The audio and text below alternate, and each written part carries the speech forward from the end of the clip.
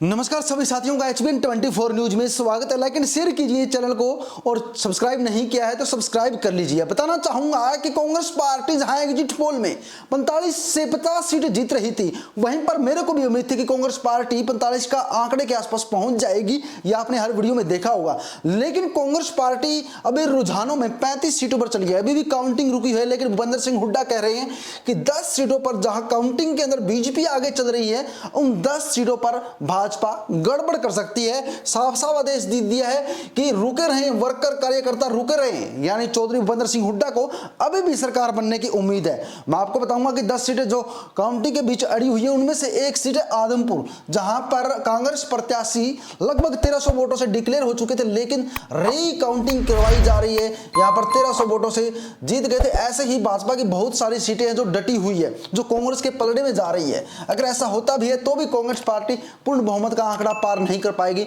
तो भी कांग्रेस पार्टी 40 के आसपास ही डट जाएगी, जबकि भाजपा के पास 45 प्लस 46 प्लस का पूर्ण बहुमत है। यानी ये बात तो पक्की है कि हरियाणा के अंदर भाजपा सरकार आ रही है। लेकिन भूपेंद्र सिंह हुड्डा फिर भी अड़े हुए हैं, मानने को तैयार नहीं है।